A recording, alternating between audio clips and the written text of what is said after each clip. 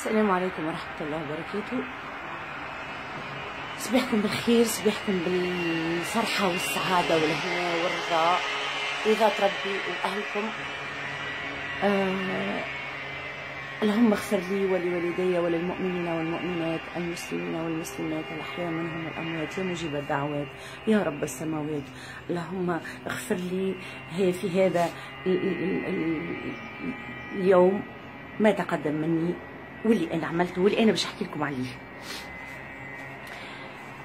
هذا سميته ساعات السبت الأسود. السبت الأسود كانت أول ساعاته في بلاتو اللي هو مع وحش الشاشة. وحوش، أي والله وحوش، وياكلوا في الحمل عباد، والله وحوش. كان اتصال من سيد سمير الوافي اللي أنا باش نتعدى معاه بعد اللي صار مع اليافام، وأصر ونقول لكم كمية الألحاح هذاك سمير فوق ما تتصوروها أنتم على بالكم. ولا أنا قلت علاش لا، برنامج جديد وفي حوار وممكن عندي اسباس باش نجم نحكي أكثر ونوضح رؤيتي للناس من ناحيه دينيه ومن ناحيه قانونيه. وانا مانيش مؤهله لهذايا الكل ولا محاله، لكن جد الفقير بما عنده توضيح انه باش ما تظلمش. وما راعني تظلمت بدل الظلم اظلم واظلم مع الوحش هذايا. الوحش هذايا مع اني فتكم بالكلام جاتني برشا اقتراحات اخرى من معناتها اعلاميين معروفين وقالوا لي راهو تكون في كنف الاحترام كما السيد هذايا وعدني، لكن وما راعني الا انه الوحش الشاشه هذايا، الاسد هذايا اللي عامل روحه سيد بوغليده، جاب لي نمره خارجه من الكاش بعد اني طول الانتظار هذايا كان من الساعه 9 اللي باش نصوروا فيها حتى لأوائل نهار من غدوة، معناتها أوائل الساعات الأولى من السبت الأسود معاه كانت حتى للساعتين باش نصوروا. لعب لي على أعصابي. نلقى المرأة في البلاتو اللي قال لي راهو فما ضيف واحد وأنا اللي باش نناقشك، وتفهمنا على السؤالات وتفهمنا على كل شيء، معناتها ما يرضيني أنا ويرضيه هو. باهي مرة عني انا ملي دخلت المراه هذه تعطي فيها في الكلات اون ديغي المراه فكيت لها انا راجلها ولا عملت لها جريمه ولا يا لطيف، معناتها تصدمت. صدقوني تصدمت. انا قلبي طيب وانا انسانه مسامحه ومتسامحه وقلبي طيب، معناتها ولا ديفو، معناتها هذايا الحكايه ولا ديفو. لا حول ولا قوه الا بالله. هما كانوا يحبوا وليت انا توا كنت يزر مزيانه وكنت اجوائي معناتها في الفن ما فماش كيفي وما فماش اختي ولا شكر وضرب. شنو عاملين؟ واحد يتحي والاخر يزكي. هو يقول لي لا احكي معينه وهي تهجم فيا من غاديكا.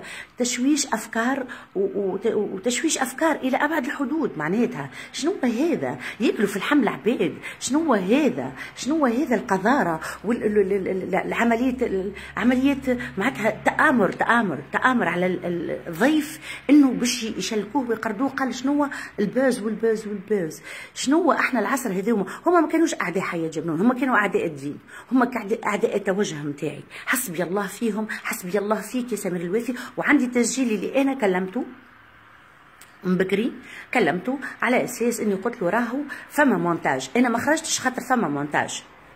باهي ونحترم المراه مهما كانت، حتى لو كانت وحش كيفها هي، وكانت وحشه، كانت متوحشه، كانت في قلبها غل هكا. باقي ما فقتش خاطر انا ما فيش قلبي غل. كانت اهانه كبيره، كان كلام ماهوش في المستوى. الحمد لله ان شاء الله كنت في المستوى. باقي نطلب السماح من الناس اللي تحبني، اللي انا راني الناس امثال السيد هذايا ما عادش نخرج معاهم ابدا. عملت شان يوتيوب، اذا كان فما اي شيء معناتها اللي حاجته باش يعرف ما يخص حياه جبنون باش يلقاه على الشان نتاعي ان شاء الله.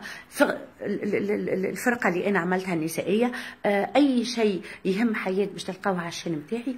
وهذوما الاعلاميين اللي امثاله لا. كان فما اعلامي محترم والله لا نحب نوجه تحيه لنوف الورتاني، الله يبارك له في صحته وفي وليداته. وقت اللي وعدني وتعديت معاه كان في الاحترام، كان في التقدير. اما هذايا كان منافق الى ابعد الحدود. تو نسمعكم التسجيل اللي صار بيني وبينه، كيفاش انا نبكي ونقول له اولادي وعائلتي وكذا، وهو ولا يهين فيا ويقول لي يزي بلا دراما. وتسمعوا تسجيل تشوفوا شكون الظالم والمظلوم. لكن حسبي الله ونعم الوكيل فيك يا سمير، حسبي الله ونعم الوكيل.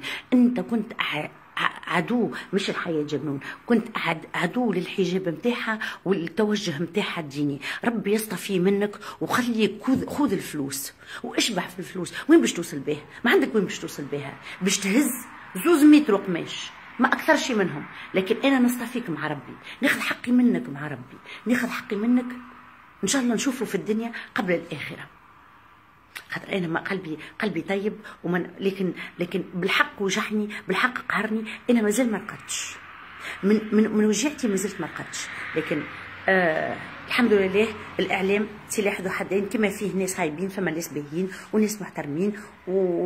والشان نتاعي تلقاو فيها كل جديدي. انا متاسفه مره اخرى، 1000 مره ومره متاسفه لاولادي، ومتاسفه لاصحابي، ومتاسفه لاهل القران، ومتاسفه للناس اللي حبتني واحتضنتني بكل حب وبكل صدق. العالم الاعلامي هذايا اللي امثال السيد هذا، ما عدا الناس اللي ما يستاهلوش، امثال السيد هذايا النفاق من راسهم من سيسهم، يشوفوا حالهم واحوالهم في الدنيا وفي الاخره. حسبي الله ونعم الوكيل، حسبوا معايا عليه. السلام عليكم ورحمه الله وبركاته.